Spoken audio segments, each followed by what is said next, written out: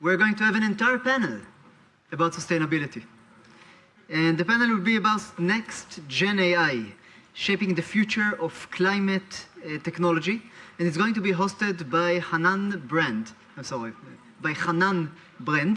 a VP of Startup Division at the Israel Innovation Authority. Hanan is responsible for government, Hanan is responsible for government incentives and grants, not for a few early stage entrepreneurships and technology-driven startups, not for dozens, for hundreds of entrepreneurships and startups. And he's also leading the National Climate Tech Program aimed at promoting technology and innovation that help mitigate the various challenges posed by the climate crisis. So Hanan is going to host the panel about sustainability. Hanan, please come to the stage. Thank you.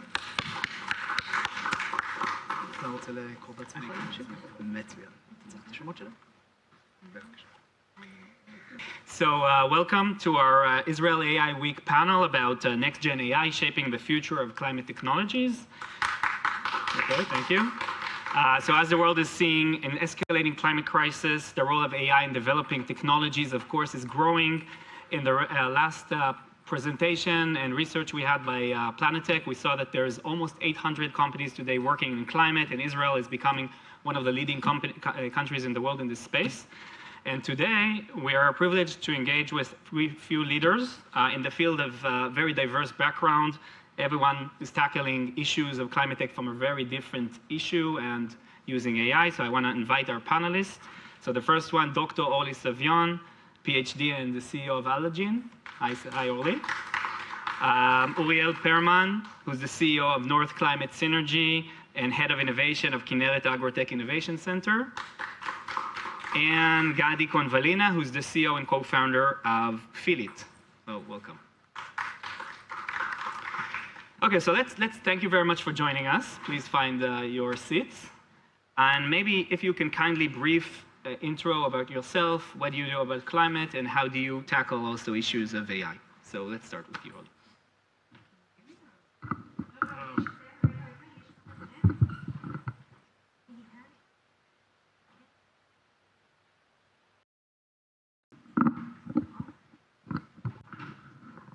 Shamir?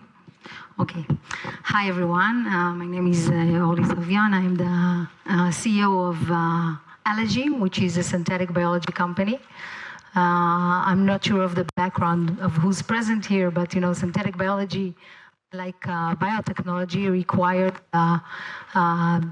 AI. Okay, good. Let's put it here. Good. Works? Okay, so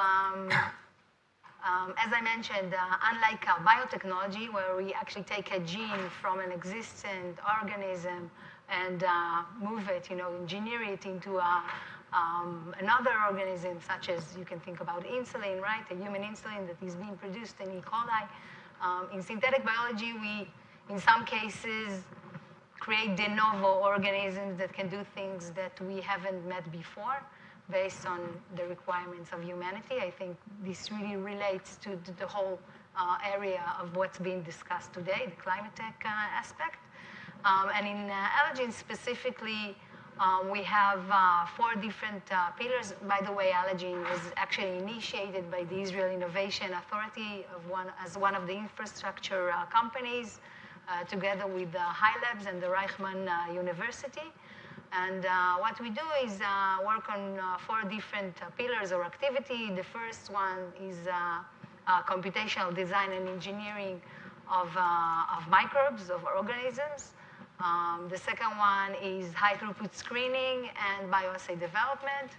The third one is creating actually a precision fermentation process, which means that we take something that is really lab-like and create something that is more industry-oriented. And the fourth one is everything that relates to downstream and the clearance of the active ingredient that we are looking for in some of the cases. And if we talk about AI, right, this is the area that we discussed today. So we can meet it directly, one, in the generation of new organisms, such as, plastic disassembly. This is a synthetic material. There is only limited possibility of nature to degrade it. While we design a new organism, we can actually find a solution that was never existed before, and we have to do some sort of a computational design in order to be able to do so. And this is where we meet AI. And another area is actually the fermentation area. This is a very new area where we actually improve fermentation capabilities by AI. We can predict what would be the best in optimistic terms in order for us to actually produce materials, biomaterials. Okay, thank you. Gady? So, nice to meet you all. See you. Thank you. My name.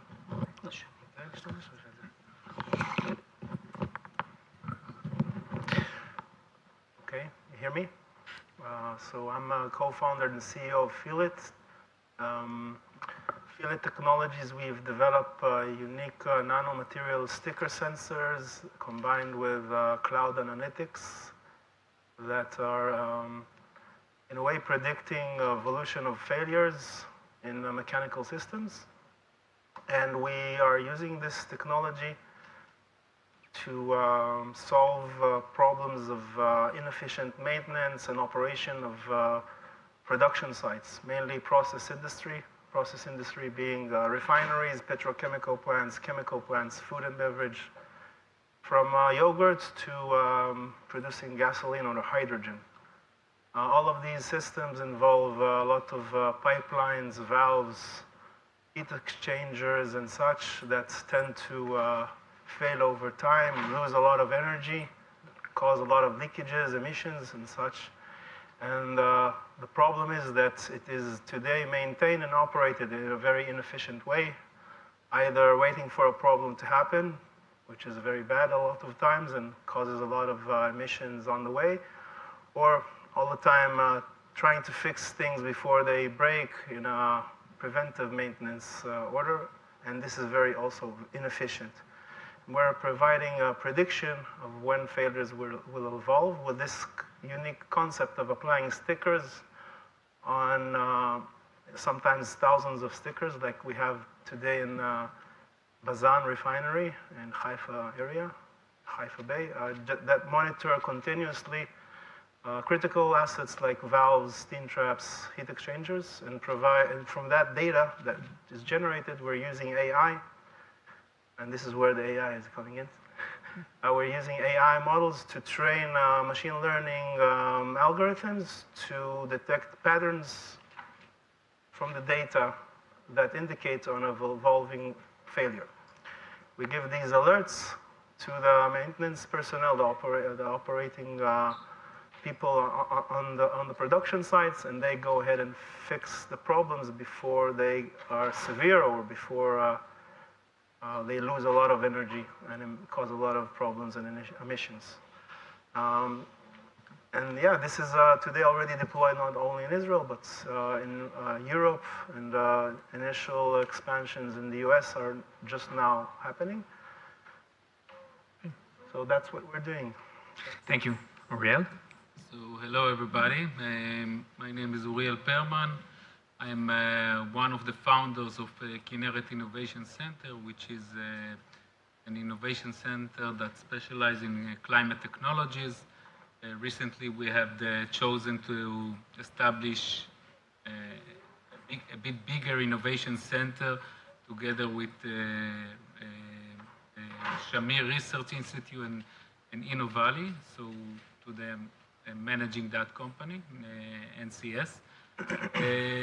During the last 6 years, I specialize in climate tech technologies and build platforms in order to assist researchers, startups, entrepreneurs, in order to take their idea to apply it and to success all over the world. So I met a lot of technologies, let's say that from around 800 active startups that we have today in that segment, I met soon at least 80% of them. Not you, but we will meet so 81. And I assume of that today. We will talk about the importance and the connection between AI technologies and what is relevant to the climate tech or the climate industry, which most of it related to agriculture, food, water, environment, so on. So Ariel, I want to start with you and ask, yesterday we had a very big event launching 14 innovation centers, okay? We have 9 new innovation centers and some regional innovation centers we had before, and they're all across Israel, right? From Elad in the south, Dimona, Otef Aza, Judea and Samaria. We have one in Yokneam about built environments. We have one in Kinneret, and even one in Galil Elyon that we hope will be open soon. They can't go there yet. And what we found very interesting is most of these centers, although we didn't really ask them to choose a topic, most of them are around climate, right? So either energy and water and agri-tech. And I want to ask about that. How do you compare? Israel, of course, has a lot of assets in these areas, especially in the north and south of Israel. But we still don't have the unicorns. We don't have the big companies who are pushing ahead. What do you think we have today and what's still lacking? And maybe can AI combination with water, energy, etc., can push us forward as an ecosystem? So today, yeah, it's true, we don't have a lot of unicorns in those areas because at the end of the day, establishing and succeed as till an exit or whatever, or to create and establish a big company that deals with agriculture and machineries and food industry and water industry, the journey is totally different than fintech area, cyber security, and so on. Because usually it involves mechanics and many other stuff. On top of it, we have to say and to admit that let's say the target market or the users of those technologies usually and solutions are let's say way behind if it's farmers or and other industries. So there is still, let's say, a gap to chase and to narrow of things to adapt to in the industry itself. Even, let's say that the technology, and especially in Israel, is way advanced than the ability to adapt it in the market. And this is one of the challenges. So what we're seeing today, and everyone feels it when we go to the supermarket or waiting for a house to be built, is everyone is talking about AI, but we still don't have the people to build the houses and pick the plants and all of these topics and be in the industry, working in the factories. And I want to ask you, so with all of this automation happening, does Israel has the opportunity to increase its productivity by increasing automation, robotics, AI in these fields that are you need people to actually do them today? So definitely yes. Although most of the startups their market are not Israel, but definitely the best playground is in Israel. Even in the Israeli market, there is a lot of things to improve if it's in the industry, which I assume that you know better than I. On those areas, I can say that on the food industry and in the agriculture industry, there is a lot of things to improve. We saw recently what happened in the war, where there were lack of employees in the agriculture industry, and part of it can be solved by automation and robotics. Many labor tasks that need to be done, and I saw a lot of technologies worldwide, and part of the cutting-edge technologies in robotics are here in Israel. So I want to continue. We talked about ag tech and food tech, and actually you're the next about the industrial world. How do we make more automation and create more opportunities in these areas that today are very heavily non-automated? So maybe you can tell us a few words about what you do to automate, and how do you save potentially emissions and potentially workforce with your solution? Yeah, so there is a clear problem with professional technical people that eventually come and touch the machines and make them work properly. And that's part of the driver for the industry for this trend that and hype we have right now, and which Feelit is also playing in this area. We're providing solutions that help the maintenance personnel with very limited resources still perform even better. They have been performing with the hands they needed back in a few tens of years ago, by giving them specific alerts on when a leakage is evolving. For example, from an industrial valve, that if it is leaking, it goes up in the refinery to the flare. You see a big torch burning everything. Usually no one knows exactly where that's coming from, and it takes sometimes hours, sometimes even days to identify where that source of leakage is coming. Same goes for other industries like automotive tire manufacturing. So we've recently deployed our solutions in France in a continental tire manufacturing plant.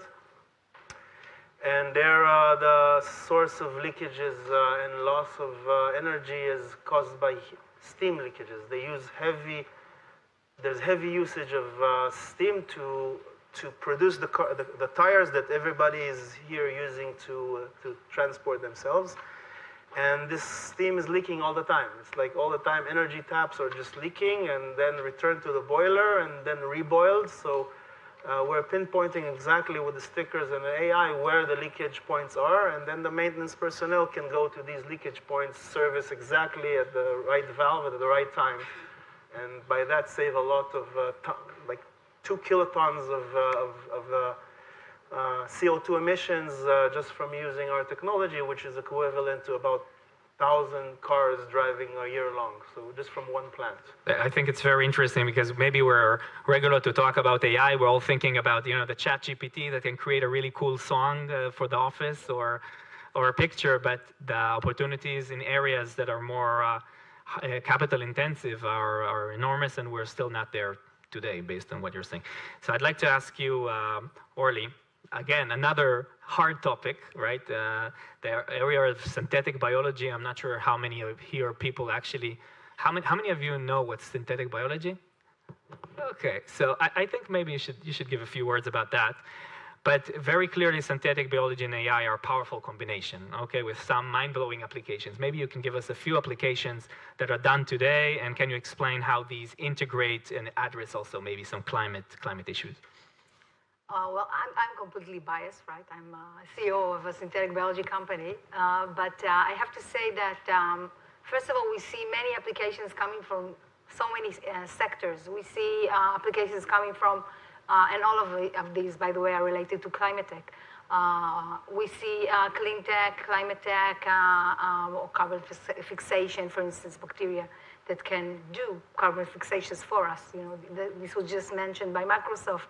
That these are one of the issues. We cannot just reduce the production of CO2. We actually need to consume some of it, at least 30%, I think she mentioned, which means that these are big numbers, and this is one of the points. We see the food tech industry coming and facilitating alternative protein productions by using synthetic biology, which means that they produce proteins. It can be whey proteins, it can be other food ingredients through the usage of precision fermentation using microbes. It can be bacteria, it can be yeasts. We see the area of biofuels, production of biofuels, also the removal of fuels from the soil, from water. We see other applications that come even from defense. I mean, it's so diverse. It's almost everything that you can think of. I think there are many people in this room that come from different sectors. Everything that can be, and this is why they called it Alagene, by the way. Your wish is my command, right? So everything can be done, basically, if it's microorganism based and relates to some sort of either biomanufacturing, and in some cases the bacteria is the actual entity. This is the product. It can also be related to agriculture, producing biofertilizers or biopesticides, or disassembly of synthetic pesticides. The view is so large of what you can do with that But Orly, people here in the crowd might ask themselves, we're in computer science, we're coders, we're AI guys. What are you talking to us about biology? What's the relation between the two, and why should we care? So maybe. I have to say that, surprisingly, I have in my family, some computer aspects, and I see that these people are very interested in the whole biological areas, and not just, the mainstream, the cyber, the software, the classical stuff. I think biology has always been something that is very interesting to look at. You just mentioned, and some people just joined, so I'm going to mention synthetic biology, unlike biotechnology, needs AI tools in order to be able to predict some of the things that we want to implement in these microbes, which means that some of the genes are not existing in nature. It's not something that we can reach out and take from one organism to another. We need to actually generate new ones, and this is based on large data. On one of the things that recently happened, we had the Israeli Space Center manager coming to our facility and talking about what we can do in these aspects, which means that you can create new data in space. In space, you have completely different behavior of microbes.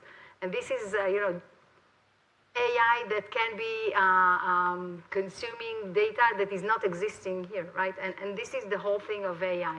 It does things for us that we cannot predict, that we do not know how to do. And revolution is now, right? This is what's going to happen soon, maybe even faster than we are capable to understand in some issues.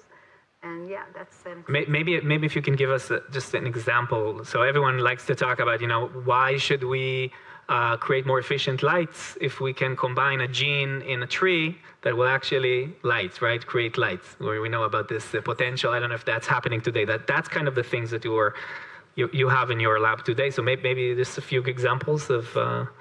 Give one very good example that comes actually from food security and also carbon emission.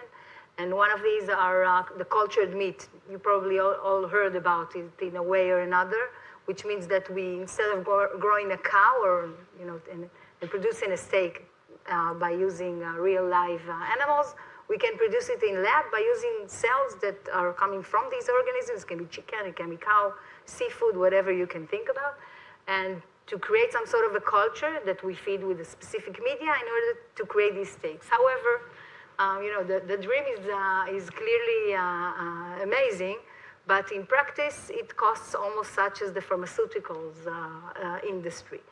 And one of the things that cause that is the fact that we use media that has growth factors in order for these cells to actually grow, to create the steak, right? To create the whole culture, to create, scale up. The main issue is scalability and cost. And these factors, we are actually part of a consortia also generated by the Israel Innovation Authority. When we have we have researchers from academia, actually from Tel Aviv University. Professor Tuller is working very closely with us in the AI section, where we design a new system that is based on yeast. These factors, these growth factors, are usually done by growing those in mammalian cells. This is why it's so expensive. This is how we do pharmaceuticals. We move this system into yeast, and we use fermenters to create these factors, and by that we reduce the cost of these factors by 3 figures at least, at this current point of time. These are current results. And the only way of doing that, for instance, is by using AI in combination with Professor Tamir Tuller that did the design in order for us to engineer these yeasts. And this is, I think, a very clear, already existing example that can give a solution for, today's problems and not just the future. Amazing. Gady, I want to ask you. There is a saying, I'm not sure how, it's half true, that the difference between Israelis and Americans is American is finding a problem, and then he's looking for the solution. And Israelis many times have the solution, and then they're looking for the problem in the market. So I want to ask you, how did you come into creating a solution for the industry? Did you come from an industrial background? Is your family from an industrial background? And how did you think about this idea? And then another question that I'd like to ask you, and maybe you after, is, I'm sitting here in the university, I'm an AI expert. How do I tackle issues like that? I know how to go into cyber, into e-commerce, into fintech, but how do you know what's the problem of a doctor or a factory or an agriculture? How do I find the problems that need solutions? So start with you. Actually, I like this question very much. Instead of this one? Yeah, you're taking this really bad. So, yes, I come from a background of chemical engineering. I graduated from the Technion and had a privilege of working a few years, not a lot, in the process industry. At the beginning, as a very junior process engineer in Bazan of Orly, which is a city of Bazan today, a petrochemical plant, and then in Tower Semiconductor, which produces semiconductor devices, yeah. And that's where I got my experience as a process engineer, dealt with process control, maintenance, downtime, unexpected downtime, failures, and this gave me the background I need today to lead the company into this field. But this relates to the second question you answer. I don't have the domain expertise necessary to identify exactly what are the problems, the pain points that the industrial manufacturers have right now, today, in a refinery, because I didn't work enough in a refinery. You need to work with the very experienced personnel on site. And for that, we are having a lot of collaborations. Sometimes even a level of design partners, where we partner with some of our investors are alike. So we gain the understanding and knowledge of what are the problems that are the most painful, where the most leakages are, or the most, losses are, and the downtime is from engaging with our customers. So I didn't get an answer. Did you start with a nano sticker, or did you start with a problem? You asked where I got my... Okay, where did you start from? To that question, yeah, certainly we started with a nano sticker that does amazing stuff, but from considering our background, myself and my partner, Dr. Meital Bar, also from coming a little bit from the industry, we realized that this is the market we should take this unique solution and implement it. So you started with the solution and then you found the problem. And how do you know it's the best maybe you can solve better problems with that? Who knows? Yeah, so we have a lot of ideas of after the process industry. Okay, very interesting. Uriel, okay, I want to ask you the same question. Of course, in your center, you have students, both in the AI sector, the science, and also more people who work in the agriculture or study that. How do you do the combination between the two to find solutions to big problems? So the combination is creating environments, events that we can combine and they can meet each other. During the years, I met super talented and brilliant researchers and people, and most of them were completed, not related to the problem of understanding the real problem of the market. And this is, by the way, part of their journey to, let's say, pivot their solution to the right need, problem, so that's part of their journey. So if you ask me, if you are a talented AI developer and you want to be exposed to problems, needs of the industry, so the right way to do it is in Israel we have very strong and great communities. It could be from meetups, from events like hackathon, makeathons, challenges that everybody can join and be exposed to that. And Orly, I think on that, you also worked in Weizmann, right, in the YEDA, and there is currently not enough connection, right, between researchers and students and AI experts, right? Maybe we can do more on that side. I'm getting the times up. It's okay. Roy. Because this I'll take it with Roy. University, so we have to talk about a little bit about tech transfer and the combination. I think the main issue, first of all, is being multidisciplinary, right? People working on computer science in combination with people working on molecular biology, chemistry, whatever, everything, you call it today bioconvergence, right? Yes. It's part of it.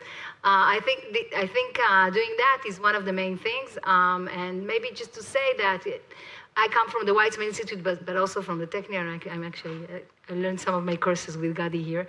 And I can say that these are things that actively happen, mostly in academia, by the way. It can happen much more if we encourage that. And that can be, Kol Koreh from the Israel Innovation Authority or different grants, but it can also come from the industry, giving some sort of a demand. We talked about, the solution before the problem, right? First of all, we need to listen to the industry. Let's listen to the problem and then find solutions. And this is how things should be done better in Israel, and I think that we're going there already. Okay, so I'm really happy we're able to bring to this panel also some discussion in AI and more areas that are more unique, like what we had today. Thank you very much for participating.